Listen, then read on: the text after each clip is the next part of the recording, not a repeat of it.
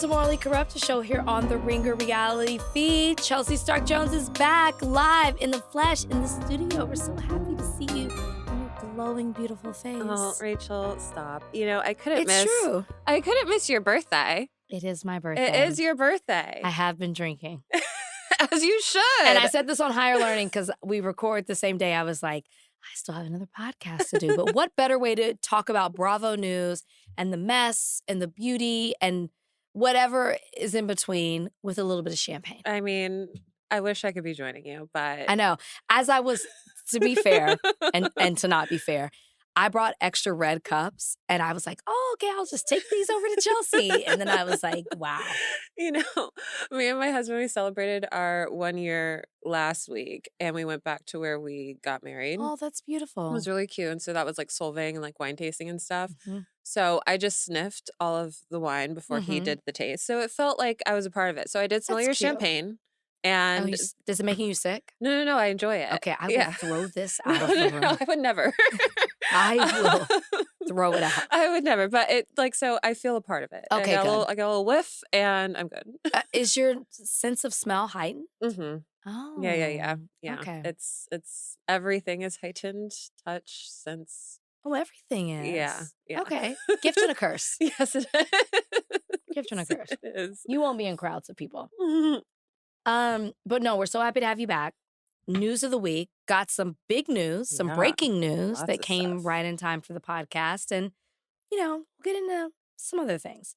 And then, of course, we'll leave you guys with something that we do at the end of each week that kind of observes or encompasses what has gone on in the past week of Bravo. And we do a little bit of reflection. So let's start out with our breaking news. Yeah. And hot off the press. And by press, I mean only the one that Mia is holding in her hands as she has announced to the world that she will not be returning for the next season of Real Housewives of Potomac. She said on Instagram, and I quote, "With every new season comes a new beginning, and I have some new news to share. My family and I have made the decision to relocate to Atlanta, and with that, I will not be returning to the Real Housewives of Potomac next season." Along with the announcement, she photoshopped her posing with newspapers, which is why I say hot off the press, with headlines like Franchise Queen, which we know is a self-entitled name. But so many questions come up with this, right? Mia, whether you like her or not, has been a pivotal part of the success of Potomac. Yeah. And so what will Potomac look like as they've already, rid us of Robin and Candace? What will Potomac look like without Mia? Mia stirs the pot in a way that nobody else can. Mia's able to put herself out there in a way that nobody else can. And then her moving to a city like Atlanta. Is Gordon going with her? Are the children going with her? Is she reuniting with, what's his name? X? What's his name? The DJ? Yeah, Ink. Ink. I knew it was something short. Is she reuniting with Ink? Her other son, her oldest child is down there. And as we see the departure of Kenya, will Mia step in with Atlanta? Gosh. Chelsea, all your thoughts on everything. There's so much here. I'll tackle the first one or the last one first. I hope we do not get a franchise crossover of Mia going to Atlanta. We've seen it before. But I don't want that from her. And Atlanta is actually doing well, even with the exit of Kenya. Agreed. So I don't need it. I'm hoping that this is in Mia's best interest because it does seem like this previous season she put the show ahead of what is good for her family with the storyline about her son, potentially like whose father her son had or was with or whatever. So I'm hoping that this is like her breaking free and like potentially like leaving reality TV. However, with a title like Franchise Queen, I don't see that happening. She's going to find a way to insert herself into some type of reality format. But I think Mia needs to take a beat and a step back and just like work on her children and make sure that they're okay. Do you think Gordon's going with her? I just can't imagine. What is her ties to Atlanta? I didn't Her son's there. Her oldest son is in Atlanta. Okay. But so is Ink. And what, like, is anything holding Gordon? I think he is. Don't hold me to that, guys. I think Ink is in Atlanta. See, the thing about Because Gordon, he was always flying to her. So yeah, he's in Atlanta. Gordon seems to want to be a present father, so I would think that he would move or just maybe she moving without the kids. We don't know. Oh, yeah, she did was not that specify. hot off the press? Yeah, no, she very much made it about herself. So that is an interesting factoid or thought. I don't like. I kind of good riddance. Like that's how I kind of feel about it. Like she was great for Potomac. Sure, but I just don't. I think I just got tired of her. Not shtick, but just like I was starting to feel sad for her. Well, it became icky. Yeah, with the children saying "Don't marry Ink." Yeah, with the children, with her, as you said, putting up her son's paternity. Yeah, the paternity of her son are out there. It became we shouldn't be watching this. Yeah, but if I'm selfishly looking at the state of Potomac, it's like we don't have Karen, we don't have Robin, we don't have Candace. So that leaves Giselle, Wendy, Stacy, and Ashley. So would you be opposed to bringing back someone like a Candace or a Monique? Any of them. They could bring back Katie, bring back Monique. There's not one person that I would be mad about coming back for Potomac. Robin? I wouldn't mind Robin coming back at all. The only person I would not like is the one who was the one-hit wonder who Wendy got into it, who's now pregnant. Oh, Naneka. Don't bring her back. No, I wouldn't want her back. I would like to see Monique back post-divorce. I want Monique and Katie. That would be nice. I would like Monique and Candace. I don't know if that. Oh, we know I'm a Candace stan, but honestly, any of them back other than NECA is great for me. Yeah, I think that's what they have to do. And I think go back. Don't bring us somebody new. I think that's what they have to do. Like it's a nostalgia. Is the champagne getting to you? No, the hiccup. It's rare that I get the hiccups. Oh my gosh, it's so unprofessional. Excuse me, I don't normally work on my birthday. Yeah, I think if they give us the nostalgia of Potomac, because they haven't had like a great new cast member in a while. Wendy's like the newest that's lasted the longest. Who was dressed really well. She was a friend of, I can't think of her name. Very pretty. They're all pretty. Yeah. But I can't think of her name. She was one hit. But bring back, just go back. Go in the well. Go back. Yeah. Bring us back then. But it does make me concerned when Potomac has already been on kind of shaky ground of like what's happening. And Mia seemed to be overcompensating for the fact that there wasn't that much going on. Yeah. So if Mia is leaving to focus on her family, God bless. But if she's doing it, which it feels with the hot off the press, like, usually when something's hot off the press, people have been curious about or wondering. Yeah. People have been asking for it. The people are not asking for No one's asking for it. So the hot off the press, the photo shoot, the self-centering, like there was a way to do this. Mm-hmm. You could have shown a picture with your entire family and said, watching back, I realized I didn't quite focus on my family in the way that I wanted to.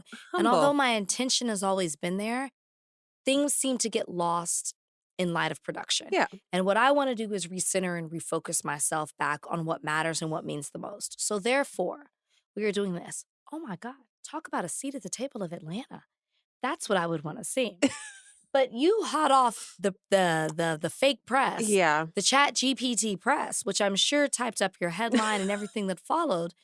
It's like, what are we learning here and what are we doing? So I don't want to see her on Atlanta. I don't want to see her there either. And these women and their teams, like I didn't watch Kenya's YouTube thing, but like, of course, the people that they put around them that do these like PR stunty type things, like Mia, the photo shoot with the newspaper, like so unnecessary. I do wonder, did you see that Karen might get out this November? No. So she might get out in November due to good behavior. And I know that they did say that they would wait, or that they're not planning on waiting for her to return. Okay. If it is November, when she could potentially get out, would you want them to wait and film with Karen? No. You need to let Karen rest for a second. Okay. We need for her to figure herself out, okay, for her to heal. And the way to do that is not in front of a camera. Mm-hmm. It's not a separate show. It's not a show on Potomac. If we're serious, let's be serious about it. Okay. what I would suggest for like a Mia, maybe even a Karen, a little bit of promotion here, AMPR group. I would suggest that you contact the wonderful women who are doing wonderful things, particularly they represent everybody, but they represent marginalized groups, women, people of color. They do fantastic work over there. Okay. I suggest you hit up Vanessa Anderson. You want to slide the contact into their DMs? Hit up Aaron. Just AMPR group. Okay.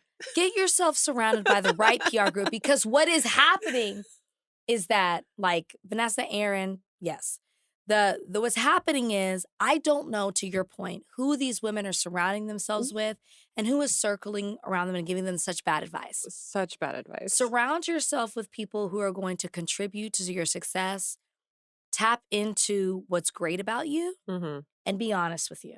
This group can do that. And it just really popped in my head because I'm like, Kenya's going the wrong way. Mia's going the wrong way. So many of these women, it seems the path to me is so obvious. Did I not just lay out a beautiful plan? Matter of fact, AMPR group, if you're hiring, hire me as an image consultant. I feel like I just laid out an obvious yet not obvious plan for Mia to succeed. Yeah. And for some reason, these people don't get it or they don't want to get it. So let's put the things in place for you to succeed. Well, they just want the fast way. They don't want the practical way. It could be fast. You already have the platform. It's so easy. Like, sometimes with these people, they are their own worst enemy. Yeah. Does that make sense? Yeah, they are. They get in their own way. They get in their own way. Somebody who's not in anybody's way and is quickly detaching herself from anything that even smells, heightened smells, Chelsea. Like anything that has to do with Bravo or Real Housewives of Beverly Hills is Garcelle. Yeah, she's done. Garcelle is on an unfollowing spree, which we love. And she has unfollowed all of the Real Housewives of Beverly Hills, including her dear friend Sutton. And Sutton, of course, upon this news, she has to clear her name. Well, she couldn't wait to either text back, answer the phone, or a DM of page 6, where she said, and I quote, "I can only imagine that she needs a clean break right now. I love her, and I'm giving her the space she needs." Now, Chelsea, I don't know how friendship works with you, but if I have a real friend, they're not going to unfollow me and then go to the press, to a gossip column. That friend is, if I'm a real friend, they're going to stay with me. And they're going to know that I'm going to say, no comment. I respect my friend's privacy. And when she's willing to talk, she will. Is Sutton looking like a real friend to you? No, and we could have drawn that, and we did draw that conclusion from the reunion. I listened to you and Callie's recap last from Friday about part 3. And to me, I also was disappointed with Garcelle's walk-off. I thought it was going to be a little bit more grand. But I do feel like her biggest disappointment and frustration stemmed from Sutton not having her back the entire time. And that, to me, is the most frustrating part. And to unfollow someone in today's day and age of Instagram, when you could simply just mute them, like an unfollow is a big deal. Do you unfollow people? No, I mute. I don't do either one. I mute. If I don't want to see your stuff, I will mute you. But I haven't unfollowed someone, like, and I have had friendship breakups. I still follow them. They're muted. I don't unfollow. I think it's a generational thing for me. And you still see them in your feed? The only person I've really ever unfollowed was my ex. Well, that makes sense. I don't unfollow. Okay. And even that took time because I'm just like, I don't really care what you do. I'm not paying attention. Like, okay. And I'm not going to block you because I'm like, watch me fly, watch me soar, watch me thrive. But I unfollowed him because I was like, ew. Yeah, the energy. It's the energy. But I am all here for housewives unfollowing each other. And I love it people provided that, a beautiful segment today. People that know when a housewife unfollows. Like, who tipped these people off to they're checking. Like, every day? It's these Reddit pages. They're constantly checking because they want to be the first one to do a post that says, Garcelle unfollows. Oh, they're checking every day. It's so bizarre. I see it in Bachelor World. Oh, gosh. Yes, they're checking. To have nothing to do in my life but to check someone's follows. Just a little, it's their hobby. Some of these people, like a Reddit community, these are their best friends. The housewives? No, but the other Redditors. Okay. And to like get you know, when they used to do awards, I don't think they do them anymore, but like to get a whole like bunch of likes and a bunch of comments of like, I posted that. And it's like, oh, let's see what Big Rach at whatever post, because she's always got the tea. Yeah, you've created, you can't make sometimes, and I'm not saying this is for all Redditors, so please don't come at me, but like maybe if you live in a remote place where you don't have the ability to make as many friends, you can make them in an online community where you could be a star. I love that for them. I don't know, but yeah, I'm happy Garcelle's moving on. I do wish, I'm not. I kind of wish that she would have stayed and would have fought and would have. No, I'm glad she's gone. You think? But I wish she would have gone out stronger. Yeah, it just felt very like meek. And to what you guys talked about last week too is Garcelle is very strong in her confessionals, but in the moment, and it showed so prevalent at the reunion, she just doesn't have that smoke. And even after the lunch break, like, come back, juiced up, like, come on. And like, she was just like so checked out. I don't think she can. Yeah. And that's fine. Yeah. The lesson here, I feel like with Garcelle, is there's a time for everything. There's a time to rise above, and there's a time to get down and dirty. Yep. And this was a time to get down and dirty. Yep. You would have risen above it by getting dirty. People would have said, like, that's right, Garcelle. Oh, read them for Phil. Would have loved it. Now, her life does, in a way, speak for itself.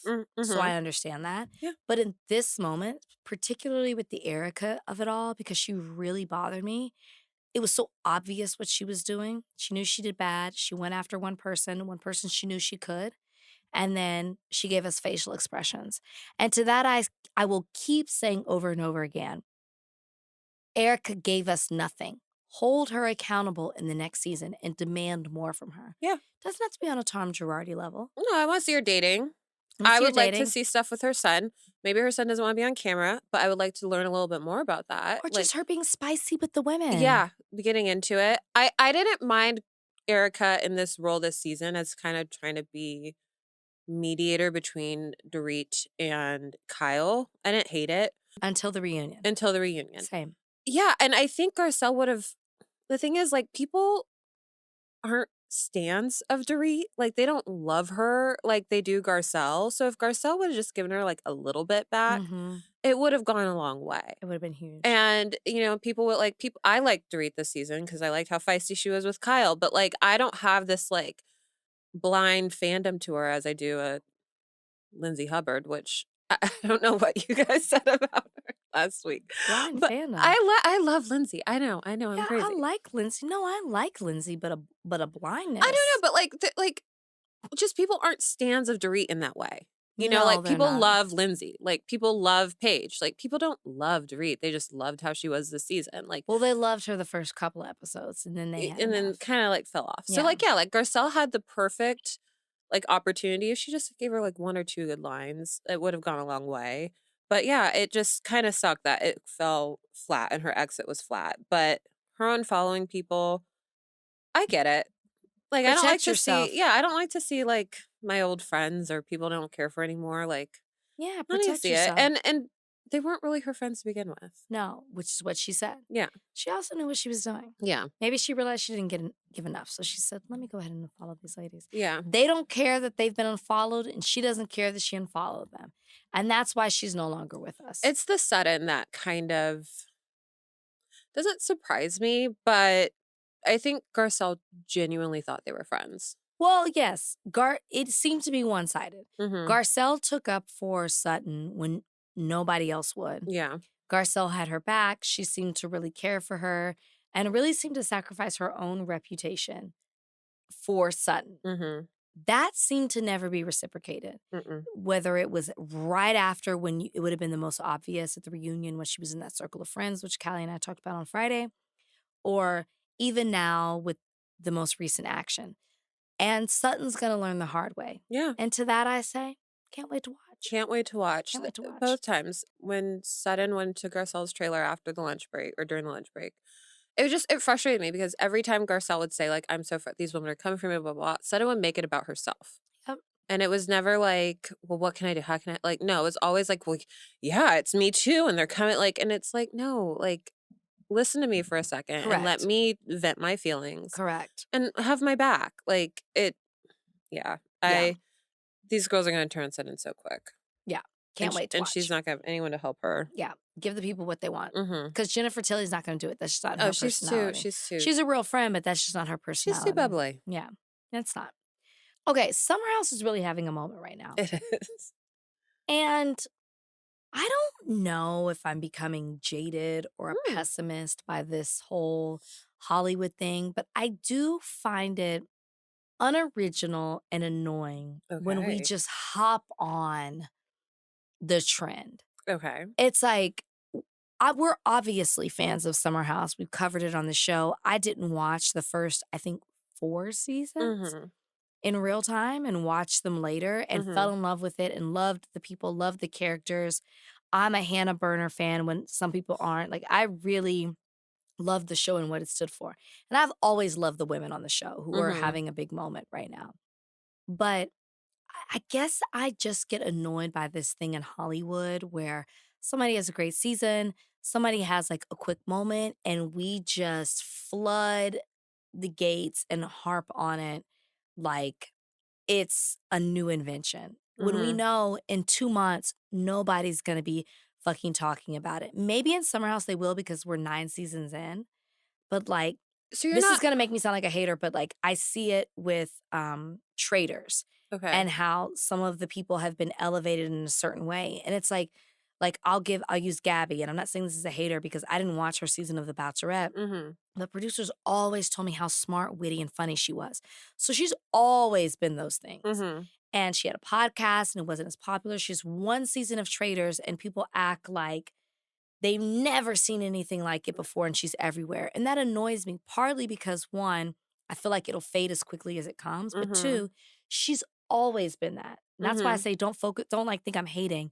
From anything I've heard about this girl, she's always been those things. And I just feel like when I see it, where everybody's talking about it, I naturally, and maybe this is my rebellious spirit, which I've always been, push against it. So now we're seeing this happen with the girls of Summer House. And a part of me is like, duh, they've always been this. And then I also, maybe I feel protective. I'm just like, I don't like how mainstream, or I don't know what's the word. It's not mainstream, it's not the word. I feel like they're acting in some ways, as a Bravo fan, it kind of excites me. And like that we're now putting our Bravo world fandom outside of the bubble. That's fine for me. Breaking the bubble. And it's like, now we're mainstream. Now we are in the trades and stuff like that. Yeah. Like, so that's like, but it is weird to see them in these spaces. That's not it. It's the way they talk about them when it's like, we've always seen this. So is it the people that are writing the stories that like you could tell they're not like true fans of the show? They might be true fans, but they're hopping on what's popular rather than always recognizing what these badass women were giving us. Yeah. That's why I say don't think I'm being negative. It's like, even when I give the example of Gabby, I'm giving you what producers were telling me. She's always been a badass. Yeah. But like when it takes people a long time to recognize it and then they all jump on the bandwagon, it's like they've been doing this. And so particularly with Summer House, because that's what we're talking about, these women have always been this way. They've always held their own. They've always not been like, I'm going to be like this girl because that's what's popular. They never felt the pressure to leave their beds, to go out and feel like they had to put on their cutest outfit and pretend to be kind of like a pick-me girl like a Danielle can be. They've always stayed true to who they are. Yeah. So when I see people recognizing this, I'm like, duh. Yeah. These women have always been amazing. Yeah. I see what you mean. It's frustrating because it's like nothing has changed. It's just your antennas to it are a little bit more. And then they act like it's profound or they've discovered something new. Maybe that's where I get annoyed. Yeah. It's like these women have always been the same. You didn't discover this. You just weren't listening or paying attention before. Yeah. And what I feel has made this, and this is why I'm disgusted by it, what to me has made you recognize and listen is rooted in a man. It's rooted in the demise of the relationship with Craig and Paige. Yeah. And that's why I feel like you're paying attention to it, because your perfect couple, which involves a man, no longer exists. And now you're looking at it in a different way. When these women have been fabulous without being rooted in a man. Call me crazy. This Vulture article says like they earned season 9 and just now hitting their stride. Like I felt like season 4 and 5 of Summer House were great. Yeah, fuck off. Like season 9, they're just now hitting I'm their annoyed stride. and I'm tipsy. Yeah. But I'm very much like they've had good, consistent seasons for a while. Yeah. Like so I agree in the sense of like this. What they're doing isn't new here. Like they've been good and strong for a very long time. But I do like seeing them elevated in this way, and it does excite me to see like people like Ronnie Karam from Watch What Crappens being interviewed in this piece. But yeah, I love Summer House. Summer House and Southern Charm was pretty boring this season, but Summer House has been really, really interesting. And I know there's like people online that are wanting to stay with the young or like get rid of the old and stuff like that. Like I kind of like the mixture of the house and like the different dynamics of people at different stages in their lives because I don't feel like there's a mixture. I feel like that's the problem. What do you mean? Well, it's the girls and then it's Lexi. True. And that girl that Lexi came in with was supposed to Bailey. It would be better if she was there and she had a bigger role. Yeah, but whatever happened in that scenario. And then it's the guy. Yeah, I guess there's a mixture of like the guys. Well, we have Jesse and Wes who are younger too. Yeah. Well, they're older, but they act young. But there's even Kyle hangs out with them till 5 a.m. So there's not enough of the Kyles. Like, let's just say Paige and Craig were good. Craig is a person who's like, I'm actually not trying to roll with y'all. I'm trying to stay steadfast in what I'm doing and with my relationship. Kyle's not that. So Kyle still feels like one of the boys. Younger. You know what I mean? Yeah, well, and that's what I mean. I like it where it's like the whole house doesn't have to party all the time. It's like they're dating one another. We still get like professional working lives out of them. Like I don't feel like this cast needs a shakeup, which a lot of people kind of want. I do. You do? Yeah, I've just there's just such a difference. Lexi seems like an island. She's on an island. All she by is. herself, which she kind of talks about in her Glamour magazine interview that she had later. But she does seem like she's on an island by herself. Yeah. You have Paige and Sierra and even Lindsay, who are at different stages in their lives. Gabby, I'm sure is too. We just don't see enough about Gabby to have an opinion. This is no shade, but I don't know Gabby. And I want to. Yeah, we want to. I guess I just don't know, like, in what way would you think or want the show to go? Because I can't, like, I don't want to follow all of them. Like, no, I enjoy all of their lives. It should be like, and I gave Danny Pellegrino the credit. It should be like a Jersey family vacation. We get all the people back, maybe even bring back the Workus Circus and bring back those people to have a vacation where we see them in a different place. Yeah. And then you build in a new fresh crop of Summer House. Like, even when you think of how Summer House started, and how Kyle Cook invited these producers to what he normally does with Summer House. Yeah. That was almost 10 years ago. So crazy. And so it's like it was a moment in time that they fell in love with and they invited, and they keep trying to recreate that. That's why, to me, it's not working. Those days have passed. These people have moved on. They've grown. You've given them this beautiful platform to catapult from, Kyle himself included, or people have just moved on. Yeah. So how do you recreate what you fell in love with? You can't do that with this cast. And it is evolving into something else, which is why I say, do what you did with Jersey Shore. Those people evolved. They were married. They had kids. They had divorces. Yeah. And they are just serious relationships and partnerships. So evolve with that instead of trying to recreate that, because the audience is smarter than you think and they're just not buying into it. Yeah. Yeah. I guess I just like, I don't know. I won't hold on to them. But I do think, as long as I could still follow them and see them and act a fool and stuff, like, I'll be okay. I agree. What else has been going on online, what are your thoughts on the Lexi and Jesse of it all? Well, I mean, I think Jesse is telling Lexi one thing, and then he's telling the cameras and the friends in the house another. And we're watching it play out. How do you think the women, the girls in the house, specifically the Paige, Sierra, and Amanda, are, because they're getting a lot of backlash online. For what? Because people don't see them as being girls in this situation with Lexi. And they see them taking Jesse's side in things and not like being there for Lexi. And I think a lot of it is getting targeted towards Sierra as well. Well, what are they? First off, Jesse is the one who said, "Don't touch me," which it's like, Jesse, I'm sorry, 2 episodes, you fell on top of Sierra. Yeah, purposefully. So, of course, Sierra's getting the backlash. She's a Black woman on reality TV. She's the low-hanging fruit. It's so easy to make her the problem. Yeah. And I'm not saying this as somebody who's her friend. I'm saying it who's somebody who's experienced it. Mm-hmm. It is so easy to say, oh, it's you two against each other. Let me blame the black woman. Mm-hmm. I don't understand how these women are being accused of this in general. Lexi would not know about the toe sucking if it wasn't for the women. Well, Lindsay did bring it up to her. That's what I'm saying, the women. So they're excluding Lindsay and Gabby from this. It's specifically the three, Amanda, Sierra, Well, we're and about Paige. to see Paige basically be a mirror in front of Lexi Mm-hmm. this coming week. Yeah. So I'm not of that. I think people need to be realistic. When you're faced with someone who is really who's you don't really know that well, but they're really into a guy, it's not even an allegiance. It's like, let me just sit back and wait. You don't want to jump in and be like, this guy's trash. No. It's easy for us to say that as we're watching it as viewers. But in real life, you sit back and you kind of wait and you're like, I'm going to pick my moment. I don't want to ruin a friendship I might have with Lexi. I don't want it to fall on deaf ears. Mm-hmm. I don't want her to think I'm overreacting. I want to be able to say, this is what I know and this is what I'm coming to you with. Mm-hmm. So I think it's easy for us, not us, we're not doing it, but for people to draw that conclusion. Women. And in real life too, like the girls are closer to Jesse. They spent an entire summer with him last summer. It seems like a somewhat pretty emotional summer when he was going through like seeing the cancer and stuff like that. And it also seems like they were still friends throughout the fall and the winter of it all. So like they had at least 1 year of friendship with him. But I don't think they're being loyal to him. They're like, Jesse, you were flirting with Sierra. Jesse, if that was I don't think they're even being loyal to him. I agree with you.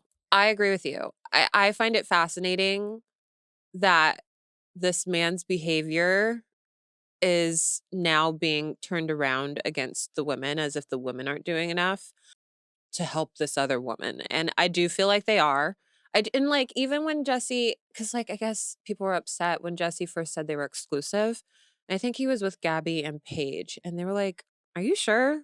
Like, yeah, that's a fair question. Yeah. Like, you do seem like you're moving too fast. Like, why would we support you getting into this relationship when we see how you are with other girls? Right. Like, are you sure you're ready to be exclusive with this person? Like, that's a good question. And I think people saw that as them not being girls to Lexi.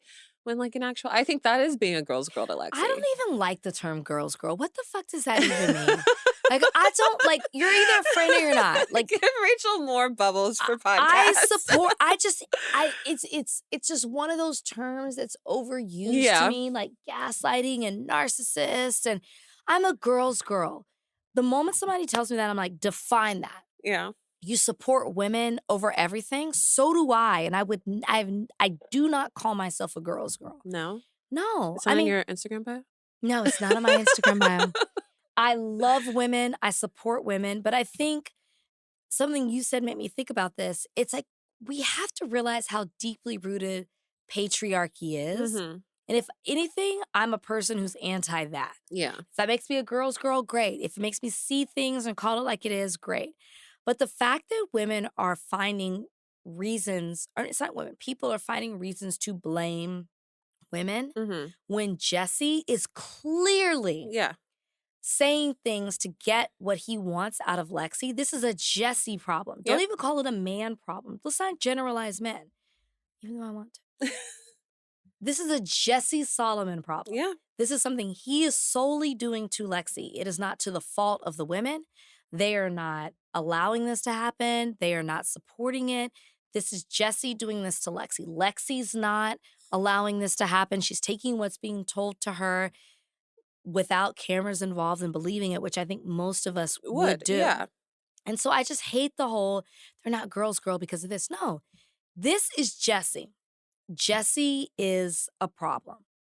And when Jesse comes to the reunion, which they're filming this week, and Jesse tries to defend himself, don't excuse Jesse. Jesse is the problem here. And that's really all we need to say.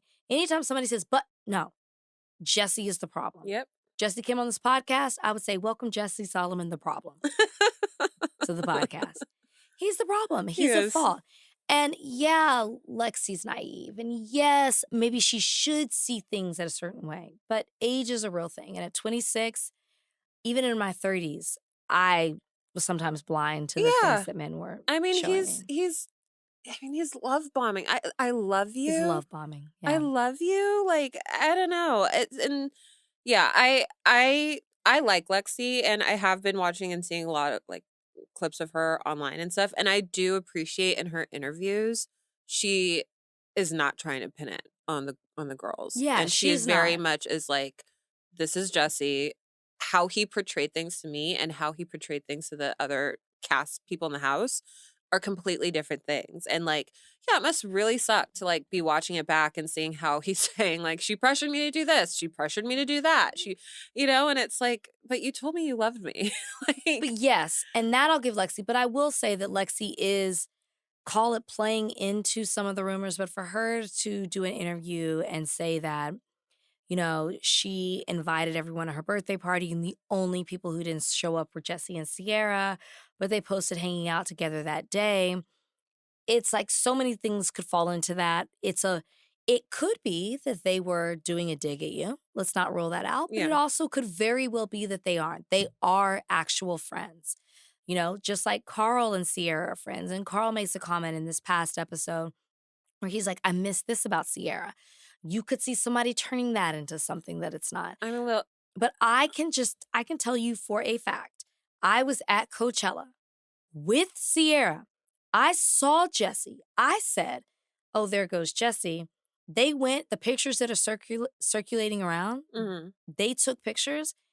It might have been a couple of minutes to take the pictures. Sierra walked right back to us. No, Jesse.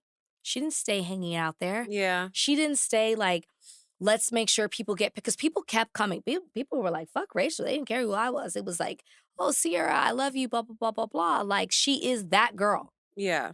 And I was more, oh, you want me to take a picture of the two of you? I'd care less. But my point being is, if that was the case of what is kind of implied in this interview that Lexi did with Page Six, they would have stayed together. They would have attracted a lot of attention. Yeah. They took pictures as friends, and I saw her immediately walk back, and she was with me. That's the deceiving thing, you guys. The internet, you can't always trust. Yeah, I was there to witness it. I saw it. I was the one who said, is that him? So wait, so you were responsible for those photos going viral? I am. You're welcome. And I'm sure they would have found their way to each other, but I saw her not see him. They didn't come together. They took pictures, and then she came back to kick it with her girls. I love that. Well, good. And honestly, I like Sierra. I need her to not be involved with these men on TV. Like, I don't like her, story to be associated. Yeah, her story is being associated with these men. I don't think she will be. Yeah. However, when she did say to Paige in the room, like, I think I might need an athlete. Also don't want that for her too. Maybe for fun, but not for like. Correct. I want my girl to have fun. Yeah, some fun. And I totally support her finding an athlete, preferably on a better team who can give us great seats at games. I as a sports fan. Do you care what city? Well, a big city. A big city. Oklahoma City's doing well, but I'm not traveling to Oklahoma City. No, you don't want to go to preferably a Bucks football, game. Because that's my favorite sport. But basketball works too. Mm-hmm. But I would love to reap the benefits as a girl's girl. As a girl's girl. I would love to reap the benefits to support my girlfriend as she has fun. And what girl's girl wouldn't support their girl having fun? That's all you need in life. That's all I need. That's all I need. In other news, is franchise we haven't really talked about that much. We talked a little bit about, They've been so MIA. They've been so no MIA. Pun intended. Love that. Real Housewives of Miami, we're getting some news coming out. Most of the news has surrounded Alexia and Todd and their divorce, and that they're together, they're not together, whatever, all of that. But we're now starting to get some more news. Two things, actually, one bigger than the other, and that is that Adriana and Julia are apparently not friends anymore. They've had a falling out. We've seen them be thick as thieves, even to the point where their friendship was alleged to be more than just friends. That they had such a closeness, despite all the negative things people have said about Adriana. Julia has always stood by her side. Yeah. But you did see, I believe in the last season, Adriana kind of question, like, you didn't have my back. You weren't there for me. I think Julia just wanted to have relationships with the women, not based off of Adriana's opinions of them. Right. And I think that's fair. And I think it's smart because, if we look at Sutton and Garcelle, like, they are just with each other. And now Right. that Sutton or Garcelle's gone, Sutton's going to have to navigate relationships with these women that don't particularly care for her. Right. And so I do think Julia just wanted to, like have these women like her regardless of how they feel about Adriana. Yeah. And I think that's a good thing. But Adriana doesn't think that way. She's very of the friendship mindset of my enemies are your enemies. Right. And whatever I do is right all the time. Right. And I forget what did Adriana did. She did something with the Mother's Day thing. What she brought that girl. She brought the girl, and they blamed it on Nicole when it was really Adriana's fault. Yeah. Or was it Alexia who brought? Don't hold me to that. That might No, be I'm pretty sure it was Adriana that brought someone that Marisol and Alexia didn't like, and it was to Nicole's Mother's Day brunch, which looked fabulous. And they blamed Nicole for this girl being there when Nicole didn't literally know the like, history. yeah, she just asked if someone could come. It was what's her face from season 1. That's who it was. Season 1 or season 2. I know who you're talking about. Yeah. I can't She's think of the her name. lawyer. So yeah, so that's who she had. That's who she invited, and Anna. And so yes, so Adriana brought Anna to this lunch.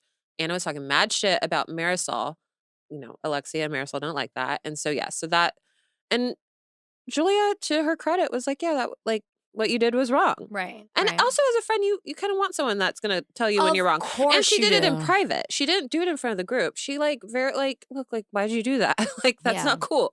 Yeah. So, but Adriana doesn't like to have a mirror. No, she does not. And I think that Julia's been the friend that hasn't given her that mirror. She's just accepted her friend for what she is, which works maybe in real life, but not when you have the reality TV cameras in front of you. And Julia seems to be universally liked amongst the women, and the women want to have a relationship with her, whereas they don't with Adriana. And I'm sure that played into Adriana watching that, seeing that, being jealous of that, and Julia wanting to establish deeper connections with these women. So I'm sure that was it. And it sounds like maybe Julia was honest with herself and about the reality of their friendship. We know that Julia and Martina have gone through a lot with Martina's cancer. And so maybe she's just like, I don't need this toxic friendship. Yeah, it's just like she's reevaluating what she wants for herself. But I guess a video back in, which I was not aware of in 2024, December of 2024, came out where they hear Adriana saying, I see you for who you are, and now I'm going to treat you how you treat me. She's allegedly saying this to Julia, which maybe there's something we don't know. But for what we've seen on camera, that does not fit. I It was seems gonna like say, it'd be the other way around. Adriana says a lot of things that don't match reality. So I'm gonna wait to see. I'm not going to give her the benefit of the doubt in this one. Yeah. I will be proven wrong, and I will be happily proven wrong if that is the case. But I'm excited for Miami. And I can't believe, like, I'm surprised they've shelved it for so long. Like, it had a really popular, it's been very popular. And for them to put it on pause and just, like, delay the premiere, it's coming in June, but I'm surprised. It's had good momentum, especially, Alexi and Todd getting their divorce, Larsa breaking up with Marcus. I'm gonna miss Dr. Nicole, but she had her baby. So I was like, why didn't they pick up cameras sooner? Why did they wait? It's a great franchise. It's a great franchise. And maybe waiting will show us something that maybe needs to happen, because it sounds like a lot has happened where we'll be no short of storylines amongst the women separately and then intertwined. Yeah. The other news that came out from Miami is that Larsa Pippen is dating, wait for it, another basketball player, to which I say, Sierra, I'm all for it. Larsa, there are other fish in the sea. It's not like you're even in the basketball world. I guess she is with her son. Her son, yeah. But, like, you're not even that entrenched in the world where you can't meet other people. I'm cool with her dating younger. I mean, you guys have probably seen the Tracy Ellis Ross clip going viral where she sat down with the conversation with Michelle Obama, where she talked about how toxic men are, her age, and the younger men are where it's at, to which I simply wrote under the social media post, yep. I will agree. I wanted a man 45 to 55, and the more I would date those men, I was like, you guys have not done the work. You don't believe in doing the work. where there is something about a younger man who just... They're still on a journey to self-discovery. Well, and the stereotypes that plagued our parents, our grandparents, and our parents' generation don't necessarily plague them. They are okay to say, I'm a little bit beta. I don't subscribe to the norms of masculinity that have been placed on our society for centuries, which is beautiful and refreshing. So they're not intimidated by who you are and your success. Not all Gen Z or younger millennial men, I'm going to say. But a lot of them are like, and?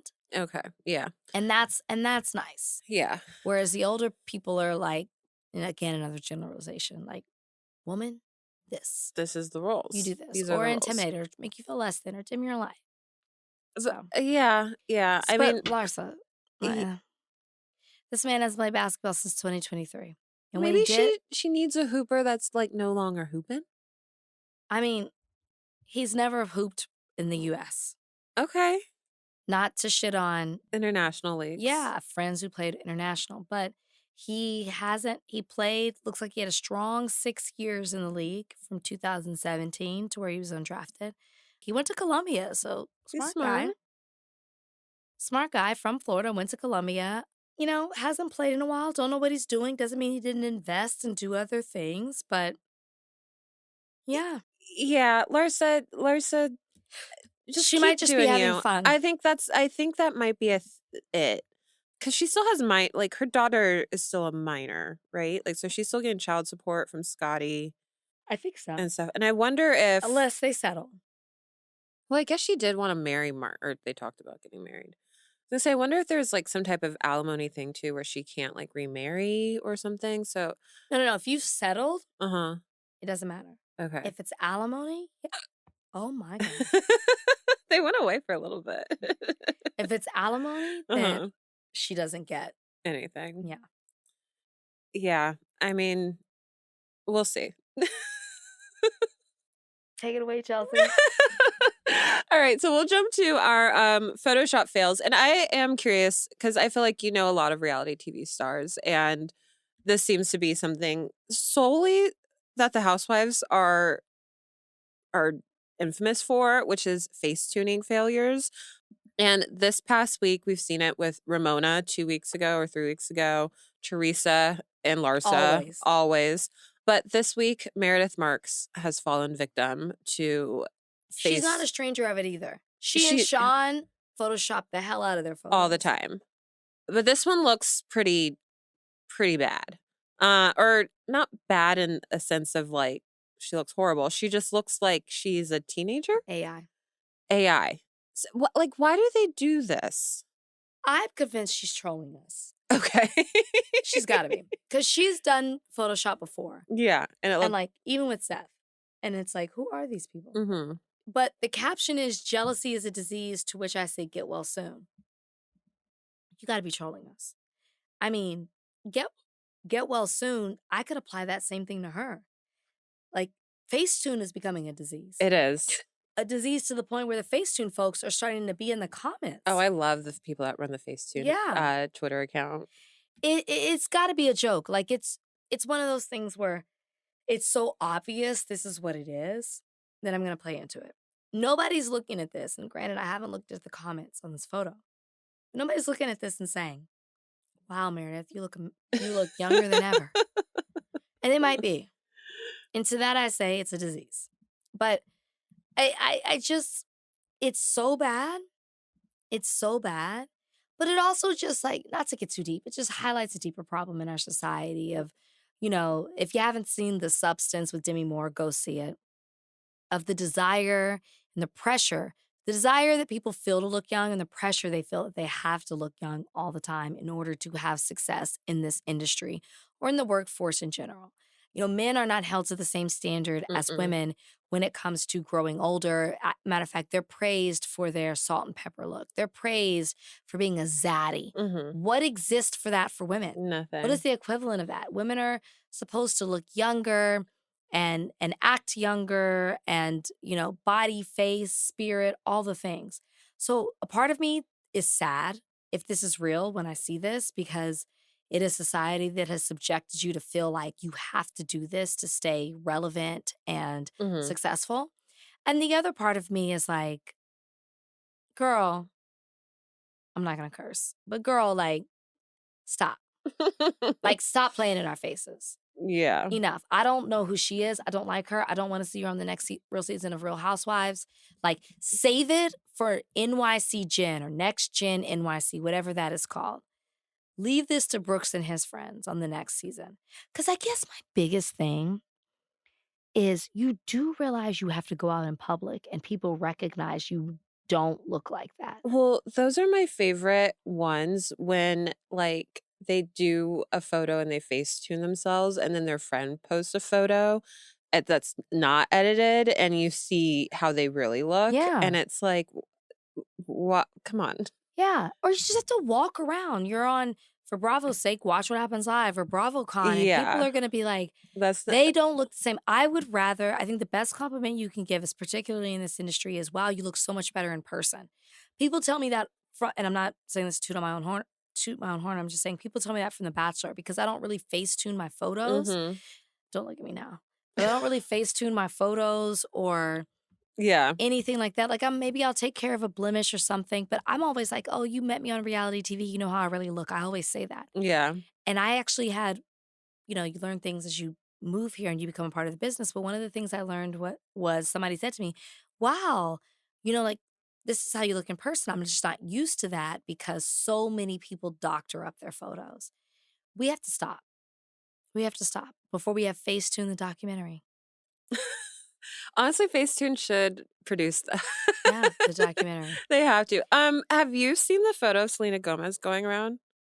No. You haven't seen this picture?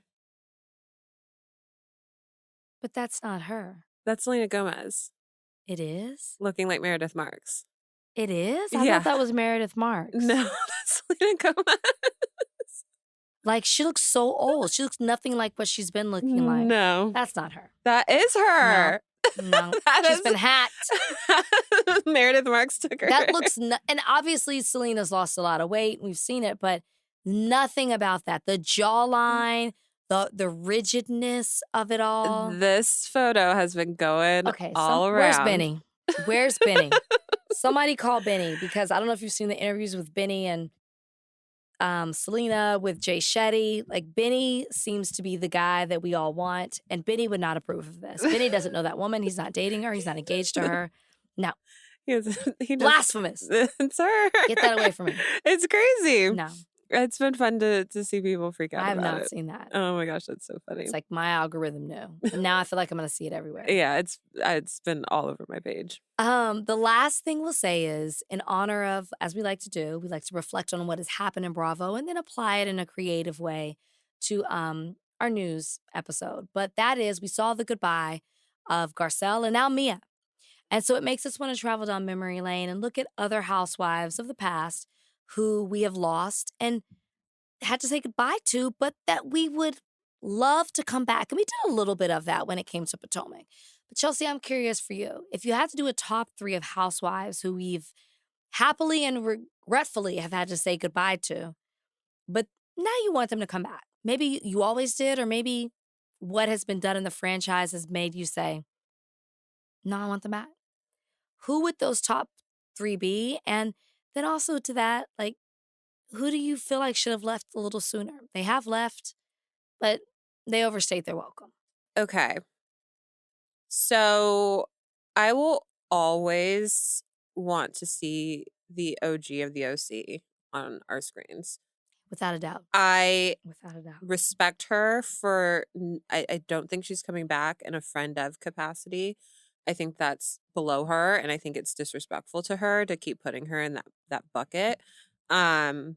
Vicky is amazing. I also would say I like Dina Manzo. I know that feel like she gave us enough. I just like her life, and I think now I would be more intrigued by her.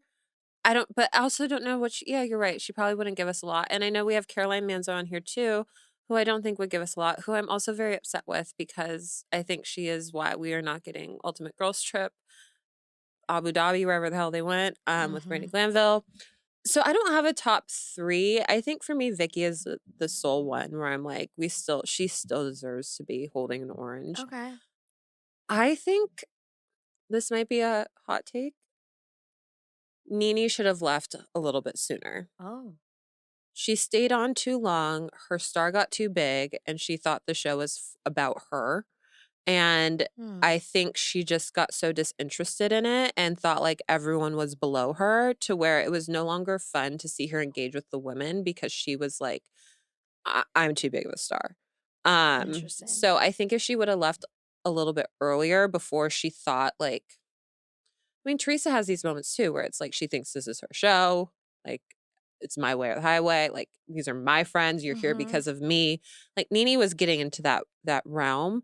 And I think it was her. I mean, it was a Zoom reunion, so I can't hold too much to it. But like, she just was so checked out. And like, like, that's not the Nene that we know and love. So I think she could have left sooner, but not because of, I mean, she's always been fabulous and given us stuff, but she just was like, I felt like nasty in a way. Like, she just was not about, she felt she was above the show. I think Nene should have come back. So we have a totally different take. I think Nene should come back. If you're doing a Mount Rushmore, she's on everybody's Mount Rushmore. Okay. If you're doing a iconic lines and moments, yes. Did she feel herself? Not saying she shouldn't have left, but now I want her back. But I wish she didn't leave. I feel like we could have checked that in some way, somehow in the show. Wish Nene didn't leave. I wish Vicky, I agree with you, didn't leave. And I probably will say, remember that witch from Beverly Hills? Carlton? Yeah. Like the stained glass windows, the way she was living. We got her for one season. It was one season, right? We didn't get enough of her. She would have been good to keep around just to fuck with Kyle. Yeah, we didn't get enough of her. She kept Kyle on her toes. So her I want. We didn't get enough of her. People who left too soon, I don't know, there's quite a bit. Or I'm sorry, wish we would have left sooner. I'm going to give Candy. I think Candy was great when she was great. I wish she would have left more on a high note. Same. By the time she left, I was like, yeah, we've been ready. So I wish she would have left sooner, just because of who she is, what she means to the culture, society. She's a Garcelle, to the arts. Housewife. Yeah, and Garcelle's leaving when she should. Yeah, and yeah, Candy should have done so too. Like, Candy's thriving, which has like the best play on producing the best play on Broadway right now or something. Like, Candy, I wish she would have left sooner. I wish the whole Housewives of Dallas would have left sooner. The whole franchise. The whole franchise. We had 3 seasons? 3. We only needed 2. 3 or 4. 2 because we needed to give it a second. We were like, maybe there's more to these people. And they didn't give us anything. I mean, the best thing to come out there was he got his dick sucked at the roundup. I know the boys who did it. And you know the boys who did it. And that's the equivalent of he got his toes sucked at the summer house. And I know the girls that did it. Or more. You know, there's arguments, there's articles about it that it was more. But we know he's got his toes sucked at the summer house. So disgusting. It's the equivalent. And then somebody else I wish maybe would have left sooner. It's hard to say, but maybe Danielle from Jersey. She left and then she came back. And Danielle Staub. Danielle Staub. I was thinking the new not new Danielle. Sorry. Okay. Danielle Staub. She left. She came back. We didn't need it. We didn't need her back. We didn't need it. It was trying too hard. And it ruined. I really liked the relationship Teresa and Margaret had. And then when Danielle came into the picture, it totally fractured that, which I think led to the downfall of that franchise. Yeah, we didn't need it. But there's so many. We've had so many, and maybe we should do a deep dive into that. People who have gone and been forgotten that shouldn't have within this Housewives franchise. It had 1 season, maybe should have had more, who really did a lot more. Being a housewife isn't just what you bring to the episode. It's also the sign of the times, like what's going on. Because a Camille Grammer maybe should have lived a little longer than she should have. A Taylor Armstrong should have lived a little longer in Beverly Hills than she should. Yeah. Aviva, one leg Aviva. Yes. Should have lived longer than she did. Yes. You know what I mean? I feel like I can't remember, but like Taylor felt like she had to walk away at the time. That's what I mean, because of what she was going through. Yeah. But these women should have been with us. Like Lisa Black, Miami. I kind of would like to see her I know. dip in, maybe even if it was a friend of. And a friend of role. I wonder if they've approached her as a friend of for the reboot because she's heavy on Twitter. She is very involved. Yeah, I feel like she would be someone to be good back in the Miami. Gosh, what's the other girl that from Miami, the model? Oh, Joanna. Yeah. I would like to see her. Yeah, what's going on with her? I would like to see her. Like there are people, and maybe Bravo producers, if you're listening, it's not Ultimate Girls Trip. It's The Forgotten. And you bring back these women who are iconic in their own right for one season or maybe a few, and you throw them on a trip. Yeah. That could be good. Yeah. Yeah. Because you'll get like the desperation of like wanting to still be on TV. Like they'll do anything for a good show. Yeah. Yeah, I would like to see that. But the chaos of they also sign up to be a housewife. So it's like innately within them. Yeah, like it takes a particular type of person to say yes. God, I wonder if we'll get another like Ultimate Girls Trip. Let's just do it's not Ultimate Girls Trip. It's The Forgotten Girls Trip. Like we're rebranding the franchise. Dun. What could have happened? What could have been? What should have happened? What could have been? Guys, we literally just created. Actually, I don't even know if I want this to air because I'm gonna workshop this and pitch it. I love that, and that's ending on a high note. I feel like we gave you guys a jam-packed episode. A lot going on. Apologies for the hiccups, the champagne, the tipsiness. It's my birthday. Excuse me. You're happy I'm here. You're happy I'm gracing you with my presence. I don't believe in working on my birthday. It's your birthday. You can do what you want to. Thank you so much. That's going to carry for the rest of the month. It's birthday month. I'm turning 40. Or I am 40. Oh, my God. I'm not turning 40 anymore. I am 40. Today. Wow. I'm well. But I feel like if you're dating somebody younger, it offsets it. So I mean, you have a young spirit. I do have a young spirit. Thank you so much, Chelsea.